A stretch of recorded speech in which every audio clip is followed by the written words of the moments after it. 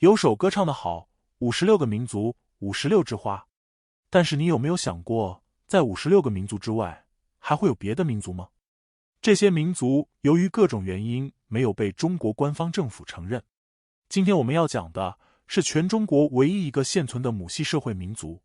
在这个民族，没有传统的男主外女主内，没有家暴的行为，更不会有女人吃饭不能上桌的陋习。这就是被人称之为没有父亲，没有丈夫，只有女人当家的摩梭族。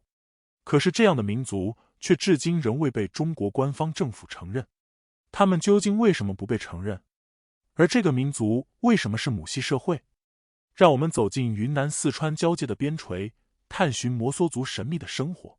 我国云南省北部的宁蒗县和四川省盐源县的交界地带，有一处50多平方公里的蓝色湖泊，被称作泸沽湖。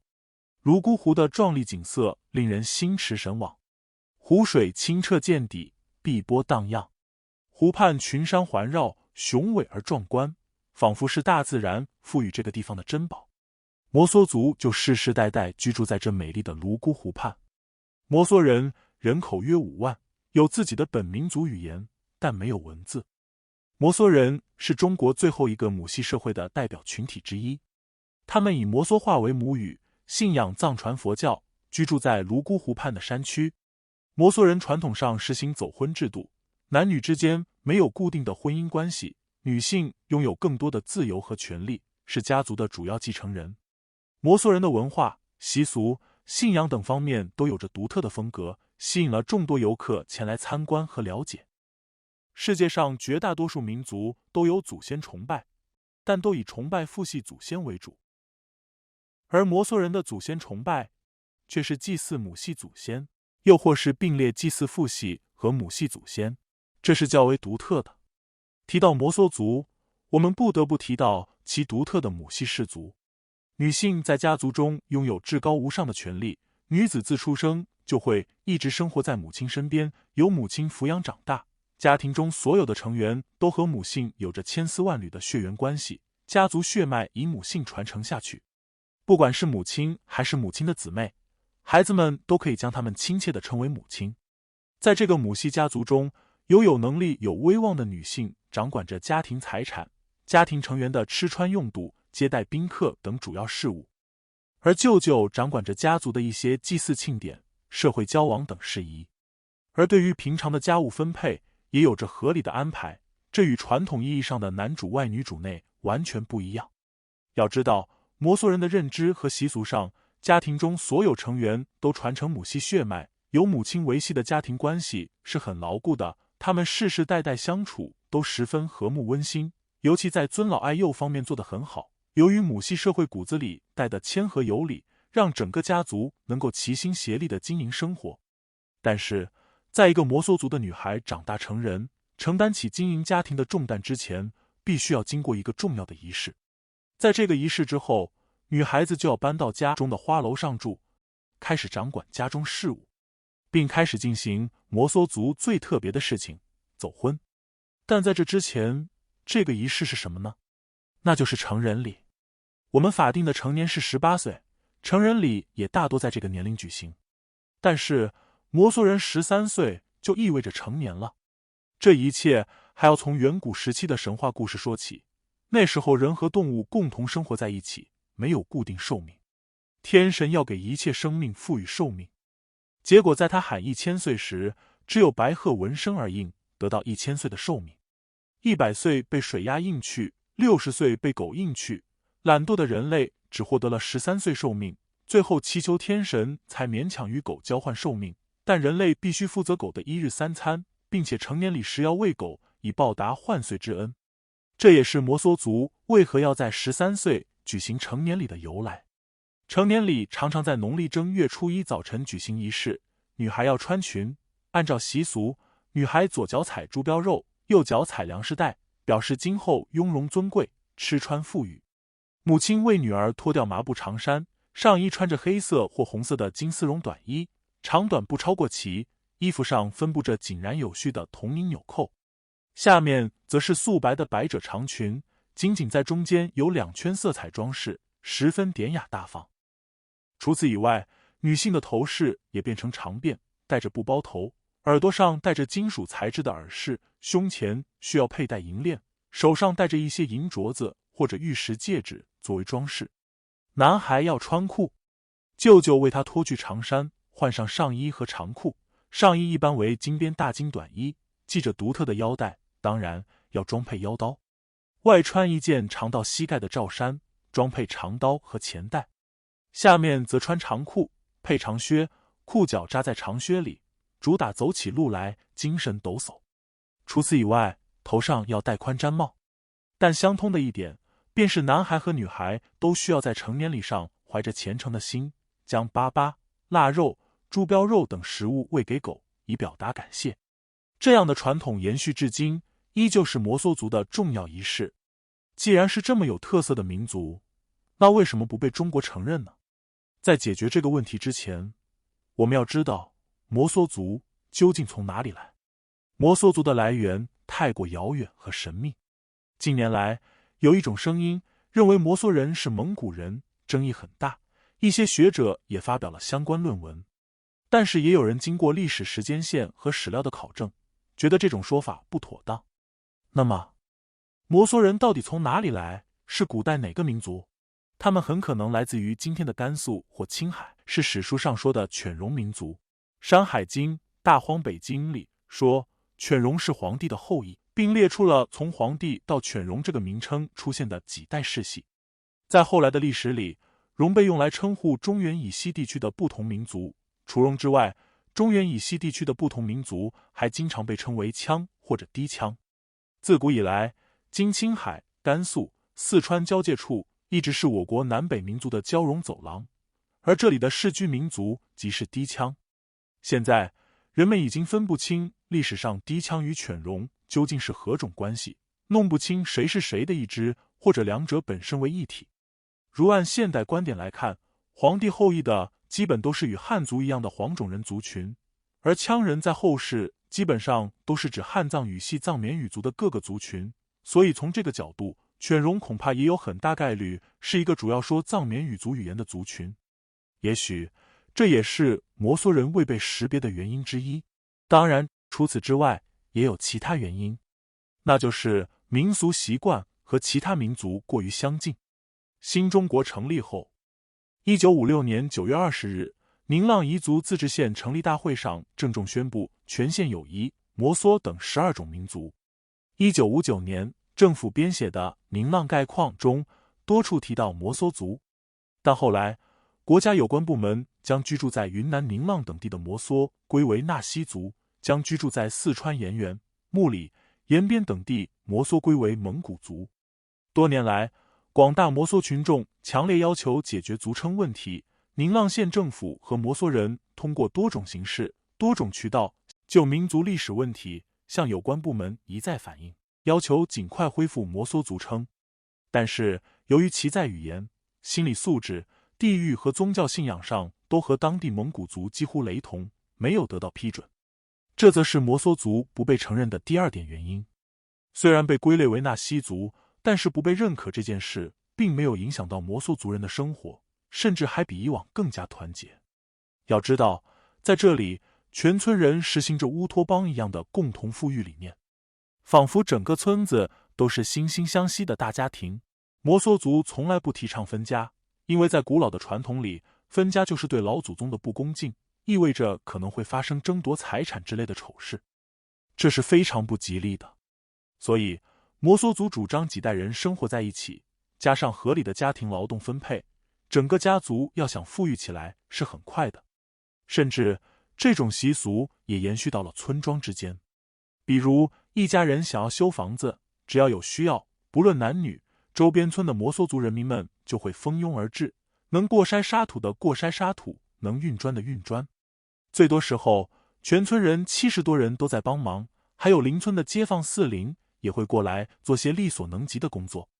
至于工钱，这里不需要工钱，只需要管父老乡亲们的饭就可以了，给钱反而会让当地村民感到害羞。新房子落成，村子里的人也会带来礼物，茶叶、香烟、腊肠，应有尽有。几十年几百年，这样的传统流传下来，家家户户其乐融融的互相帮助。甚至现在中国人避而不谈的同性恋，在这里也是习以为常的话题。因为走婚制度和母系社会的特点，异性传统一夫一妻制度在这里并不受欢迎。在摩梭文化中，没有同性恋这个概念，甚至没有异性恋和同性恋的对立关系。所有人都不觉得同性恋是异类。曾经有人采访过一位对于女性没有兴趣的摩梭族男性，他说：“我离家20年，但姐妹情从没疏远或隔离，走婚与否不重要，反正我对女性没什么兴趣。最重要的是一家人的关怀和支持，令我很快乐。”而周边的人也只是觉得他是热情奔放的一个人，并没有因为不走婚甚至喜欢男性而区别对待。而能够促成这样的观念，很大一部分还有另外一个制度的原因，那就是走婚。我们提到过，在举行完成人礼后，摩梭族女孩就可以开始走婚了。而走婚也曾经被冠上一夜情、偷腥等污名。究竟是不是这样？这样的印象又是从何而来的？真正的走婚又是什么呢？其实早先就有身为摩梭人的杨二车纳姆以自传的形式写过《走出女儿国》。该书大量描写情爱和性，传播摩梭文化。但是书中的只知其母，不知其父，令很多人对摩梭人这个走婚习俗产生了错误的看法。自誉为摩梭使者的杨二车纳姆，也被摩梭人认为是扭曲了摩梭文化，使得摩梭的走婚习俗被外界认为是群婚、乱伦、滥交的陋习。这种描述其实十分片面。实际上，走婚是云南和四川的摩梭人一种男不娶女不嫁的婚姻习俗，是一种夜合成立的婚姻关系。男方只有在晚上会到女方家居住，白天仍在各自家中生活与劳动。换句话说，也就是男女双方永远只是谈恋爱，没有一纸婚约。不要惊讶，这就是摩梭族流传至今的习俗。我们的结婚是双方经过漫长的磨合和各种双方父母交谈，商量彩礼嫁妆，买房买车后才可以去民政局领证结婚。但是这些对于摩梭族来说都太过繁琐。不过走婚也不是随随便便就能够进行的。其实在走婚之前，男女双方大多都是集体活动，他们会通过唱歌或者舞蹈向自己心仪的人表达了自己的心意。当两人有了基础的感情之后，才能够进行走婚。在走婚仪式中，男性称女情人为阿夏，女性称男情人为阿柱。而走婚当夜，则就更和我们的结婚仪式不同了。我们要摆酒席，迎宾客，但是摩梭族不是这样的。在所有村民结束了一天的劳作之后，夜幕降临，摩梭族的男孩便可以从家出发，走向摩梭族女孩的花楼。而众人则事不关己，高高挂起，各睡各觉。此刻摩梭族女孩待在自己的花楼里，耐心的等待。男孩只需要把自己的帽子挂在窗台边的木条上，像猴子一般蹭地跳进窗子，然后开始了你侬我侬的浪漫，做他们该做的事情。这注定是一个幸福的夜晚，两个人又如胶似漆，翻云覆雨一番。天快亮了，按规矩男孩要早点离开，被长辈发现了是不礼貌的。此时男孩需要立刻翻出窗子，再回自己父母家干活吃饭。以后的每天晚上他都会如是光顾。这完全是一种偷情。这样子的偷情也许会让我们联想到上世纪人们偷偷的恋爱的场景。翻墙头、翻门窗的事儿是常有的。如果用走婚的态度来看，我们并不感觉脸红。当然，这并不是一夫多妻或者一妻多夫。摩梭族的走婚一般都是1对1的，他们崇尚白头到老的爱情观，乱走婚的男女将被族人看不起，甚至遗弃。当然，当男女没有爱情时，自然而然也就分开了，双方没有任何牵绊，也不必承受外界的任何压力。至于生下的小孩子，就更和我们不一样了。汉族人结婚后，要在夫妻的小家里抚养孩子，甚至一起住到男方家里。但是在摩梭族，由于母系社会中有女性当家，因此所生下的小孩归母家生养，生父会在满月时公开举办宴席，承认彼此的血缘关系，避免发生同父乱伦。走婚更像是现今流行的试婚，当双方有了真实的感觉，便可以生孩子了。不同于大多数民族的是，孩子生出来以后要养在女方家中，孩子的舅舅、女方的哥哥或兄弟也要义不容辞地担负起养育教育的责任。做爸爸的则没有抚养的义务，但也要把自己的外甥当作亲孩子抚养。幼吾幼以及人之幼，老吾老以及人之老。他们的胸怀、情怀让我们感动，民俗的力量如此巨大，让我们震撼。距离催生感情，走婚让相爱的双方白天加个一方，暮来尘网，夜聚朝散，远离鸡毛蒜皮的摩擦，没有利益权益的纠葛，少了为家庭生活的烦恼，少了教育子女方式的争执，不容易产生矛盾，反而感觉新鲜。最让人感动的是，摩梭人的婚姻是一种纯感情的婚姻，他们的定亲礼物可能只有一枚戒指或是一副手镯，聘礼免谈，房子免谈，车子免谈，凡与大宗钱物有关的一项免谈。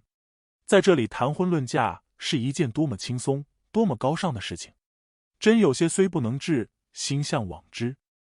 对于现在价格越涨越高的结婚聘礼，我们又该作何感想？而那些把孩子当作商品一样买卖的家庭，又该作何感想？如今婚姻的商品化、币化、彩礼、房子、嫁妆，这一切使得婚姻失去了爱情的底色。习俗是一个民族的东西，是人们因对当下生活现状而形成的一种特殊文化形式。但是，文化也会随着时间和政策而发生悄无声息的变化。随着城镇化的加快，摩梭族也在渐渐改变着。泸沽湖从1992年正式被国务院列为对外开放的旅游区，作为聚居地的大洛水村和里格村先后被开发，完善了景区宫殿、道路等基础设施。22年春秋已逝，泸沽湖已经不复从前静谧模样，少了人情味，多了商业气息。村子里随处可见女儿国的标牌，街道商铺林立，无论是客栈或是摩梭手工家纺，浓厚的商业气息已经将静谧的小山村熏陶成了标准的旅游景区。走婚这个传统习俗更是作为一个吸引外来游客的关键词被津津乐道。大环境所发生的巨大改变，无需火眼金睛辨别，普通肉眼都能看出。因为该地区已被完全开发，这里的房屋构造有的已经不具有摩梭人传统的木结构，而是换上了钢筋水泥。属于摩梭人最为神圣的节日转山节也多了游客的身影。当家做主的也不再是德高望重的老祖母，相比于以前的舅长礼仪母长财，这里更多的是家里的子女掌权。母系社会的大家族开始慢慢的分崩离析。据不完全统计，从1995年开始，陆续的有一些外地小伙子到摩梭人家入赘，他们经过衡量认为分成小家庭更划算，于是在利益的驱使下，不到2年时间，洛水村已经飞速发展为73户。这对于以分家闹分裂为耻辱的摩梭人而言，无疑是一巴掌打在了自己脸上。摩梭人是个能歌善舞的民族，喜欢在节日里盛装高歌的摩梭人，随着大量游客的涌入，每天举行篝火晚会，穿民族服装已经是家常便饭。当问到对于为了迎合游客而设立的篝火晚会有什么看法时，受访舞者说道：为了能够赚钱，把节日才会有的歌舞形式变成每日必备的项目之一，实属无奈。淳朴的民风也无可避免的在利益的驱使下受到了污染。走访村委会时，村长也表示，目前来说，村里为了争夺游客而发生的民事纠纷案占较大比重。旅游业的兴起给摩梭人带来了经济上的福音，他们摒弃传统的捕鱼纺织的手工经济，开始了以旅游项目为重点的生活模式。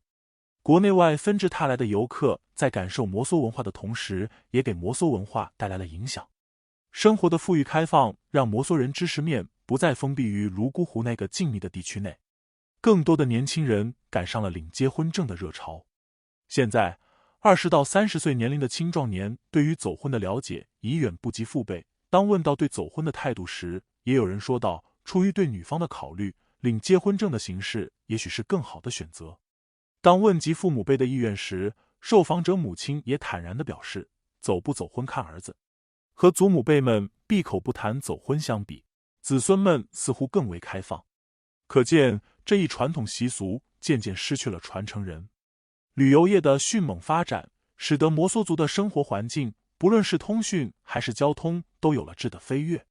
可是，对于本民族的文化习俗，无论是对达巴文化的濒临灭绝，还是走婚现状的困窘的关心度，却越来越淡薄。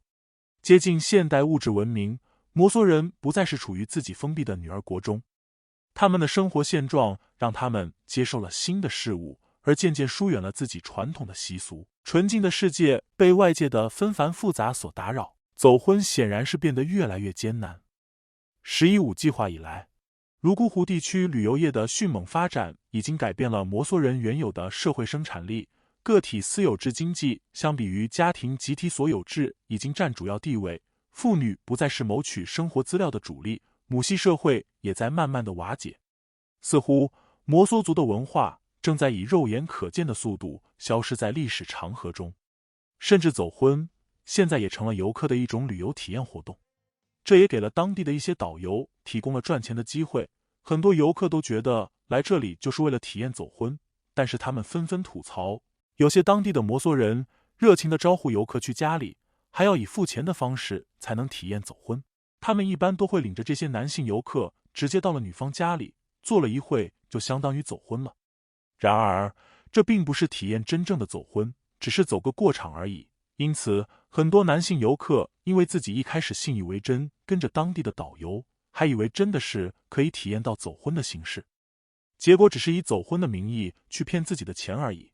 等到他们真正醒悟的时候，发现一切都已经晚了，想走都很难，只能硬着头皮坐在那里，而且还一步步的全套你的钱。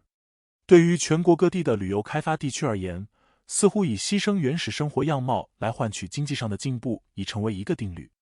如今，大多数摩梭后人对于摩梭走婚的传承已没有了责任意识和主动意识。传统的走婚，男不娶女不嫁，双方属于各自原有的家庭，不涉及经济纠纷，男女关系的建立也是以感情为基础。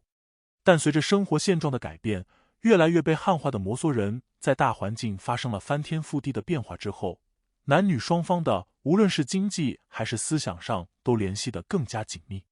如果依旧按照祖辈们的传统来走婚，似乎已经难以接受。也许选择像汉人那样结婚，更能适应现有的生活节奏。时光荏苒，走婚这一制度在当时的社会环境下也许是最好的选择，但是日新月异的变化使得这一习俗名存实亡。在这里，1967年的婚姻改革和1975年的强制性结婚都没能动摇摩梭人的母系家庭和走婚习俗。